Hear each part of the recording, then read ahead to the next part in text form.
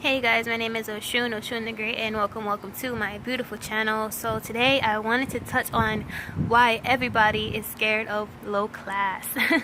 Now, in our society, especially in America, growing up in America, I just touched on all the classism that happens here. Everyone is so about status, even if they're not happy. It's all about status. How things look on the outside. Now, with that being said, a lot of people tend to fear low class because of the propaganda pushed on media. Is that the low class is chaotic. If you're low class, you're going to end up ass out. So that keeps the middle class and the higher classes working hard.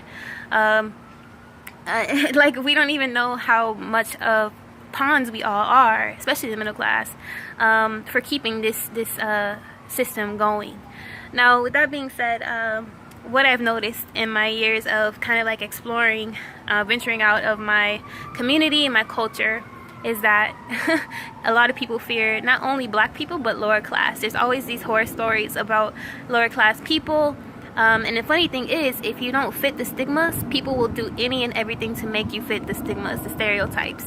So, for example, I've done, being a person who grew up in the hood, or the ghetto, I don't act as if I come from the ghetto, but a lot of people make it their mission to, push this ideal on me because I am a black woman in America. Now, with that being said, again, I've noticed all the injustices that the lower class endures on a daily basis. And honestly, sometimes in America, we tie in black with poverty, so we get it just twice as hard at that. So it's just a lot of chaos like that shit going on lately. And my reason of being why I feel like people fear the lower class is, for one, with the classes, there's such a huge gap of lifestyle. Like, you're really segregated even till this day. So you have like lower class is all booked in one box or communities, and then you have the gated communities and shit like that of kids who never ever probably been in diverse situations in their whole life.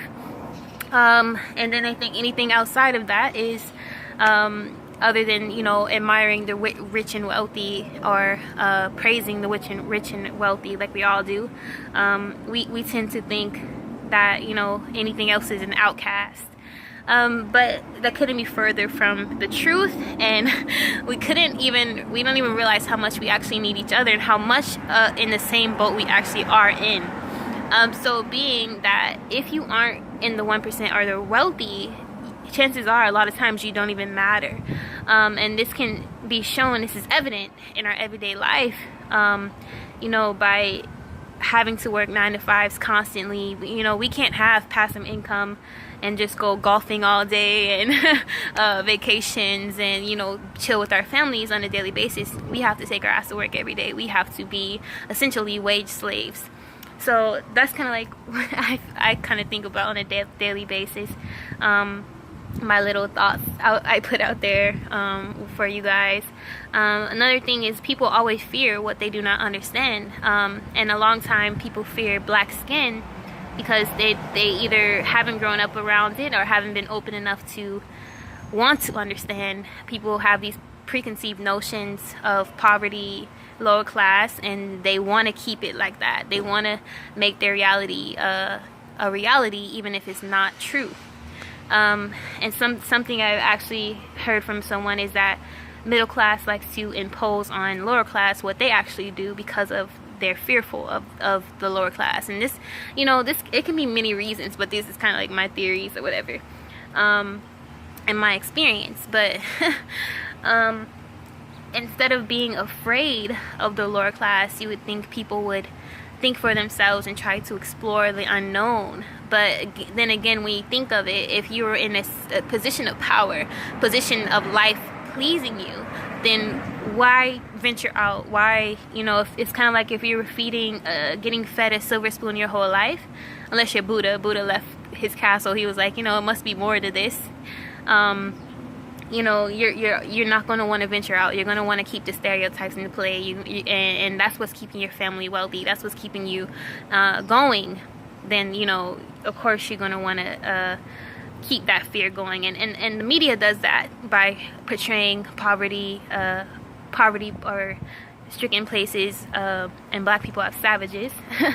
All of that. So a lot of media has to do a lot of that, but there's forces in play that, you know, push this agenda. And if you are not trying your best every day to look past that or to explore yourself, then you are part of the problem, black or white or whoever the fuck.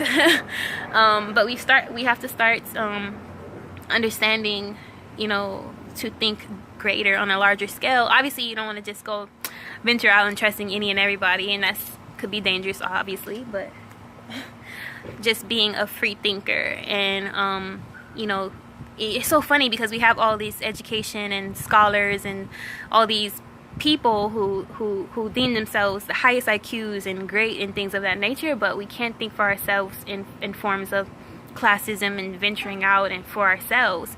It's just crazy to me. But yeah, so that's my little input. I don't know, fear is the biggest form of control in our society. So that is why we breed fear in so many different ways, shapes, and forms. Because if you have a lot of people who aren't afraid, then they won't rise up. Or you have a bunch of people who are comfortable, then they won't rise up to the people in power. And that's just the way it's been for a long time, but it doesn't mean it's right. But yeah, again, that's my little input. But yeah, tell me what you guys think. Always like, comment, subscribe. Be dope, be unapologetically. Peace.